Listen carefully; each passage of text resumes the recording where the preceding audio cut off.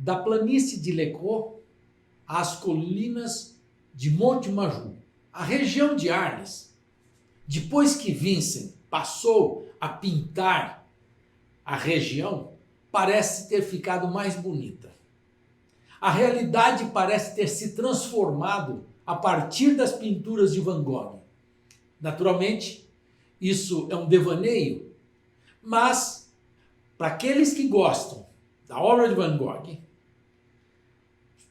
surge internamente uma vontade de conhecer Arles. E não deve ser de graça.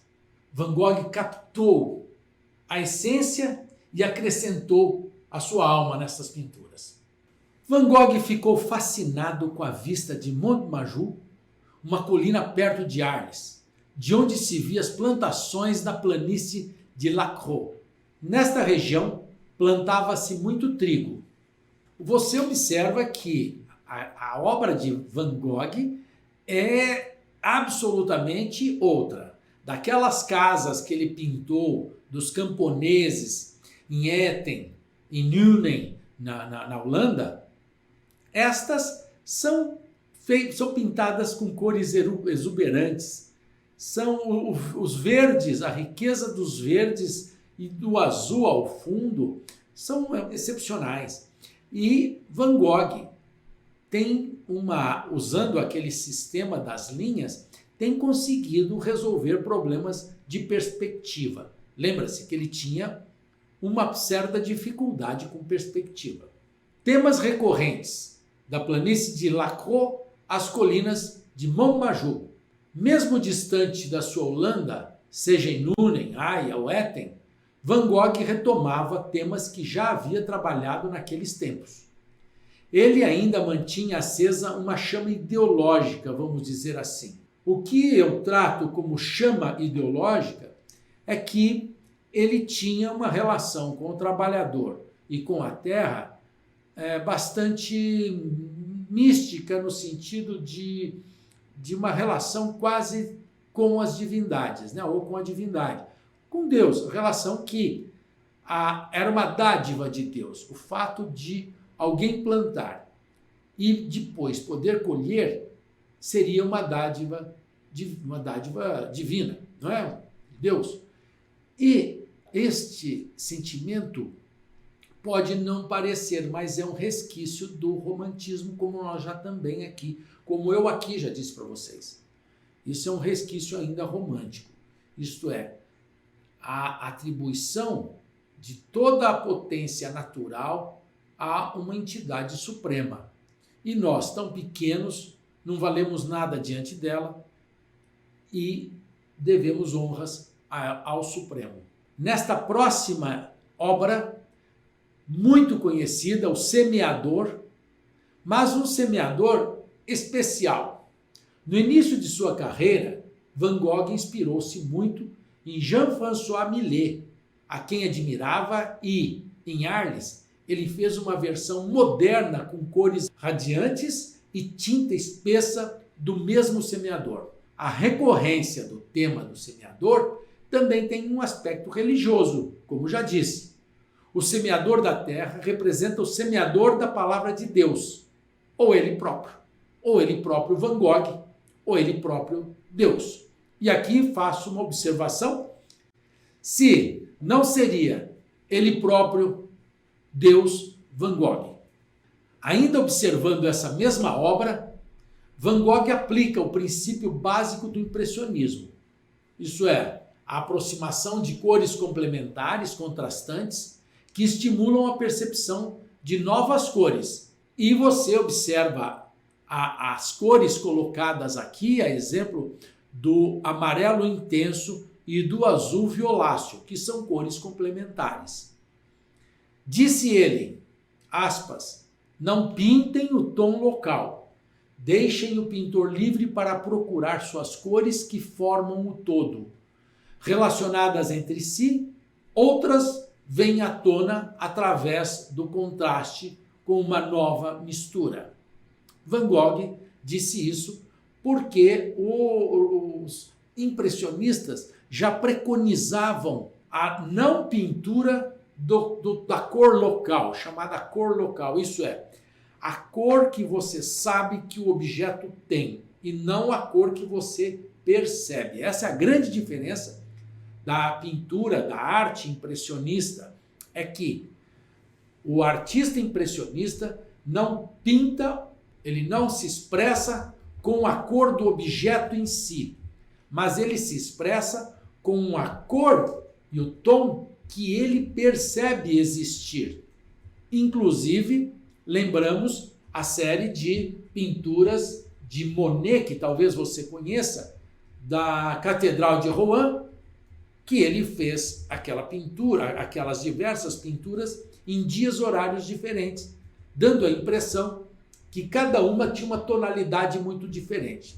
Possivelmente, a Monet, a catedral não apresentava as cores que ele expressou na pintura. Aquilo era uma interpretação livre e bastante solta daquilo que ele sentia que poderia ser nas suas experiências plásticas. Como sabemos, o amarelo era a sua cor preferida, pois simbolizava a verdade emocional, um símbolo de luz do sol, vida e de Deus. Disse ele, aspas, agora temos um forte calor glorioso, um sol, uma luz que só posso chamar de amarelo. Amarelo pálido, amarelo limão, dourado. Como é belo o amarelo. Vemos aqui essas pilhas de trigo em Provence. E o excesso, se podemos chamar assim, mas embora esse excesso é que nos encanta muitas vezes, mas o excesso do amarelo. Ele é corajoso nessa sua pintura, porque além dos montes, as pilhas de trigo, ele pinta a casa ao fundo também de amarelo. Ele não estava preocupado em camuflar a sua preferência, que era exacerbar o amarelo. Fazenda de Provence e campo de trigo também em Provence. Duas pinturas que são do mesmo ambiente, né, de ângulos diferentes, mas vê-se que é o mesmo ambiente, as mesmas características de relevo, sempre colocando o que ele vai fazer muitas vezes, o que Monet também fazia, é uma pintura mais ou menos homogênea de fundo. A pincelada está presente, mas uma pintura homogênea de fundo e no primeiro plano ele acentua a pincelada e a cor. A exemplo dessas flores na obra da esquerda.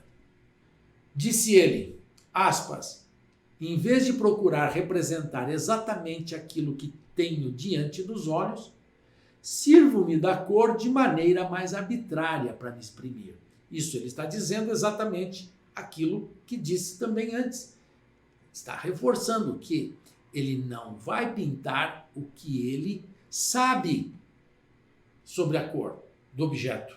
Ele pinta aquilo que ele sente. E ele é, sabidamente, muito livre para sentir e também sentir e perceber cor.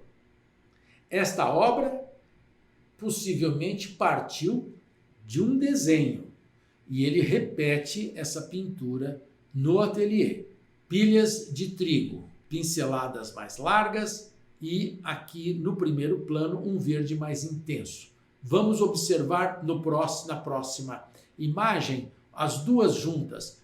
Veja que pilhas de trigo com ceifeira e pilhas de trigo simplesmente. Mas observe, até a nuvem é a mesma. A sequência daquelas outras 3 nuvens no segundo plano também estão na mesma disposição.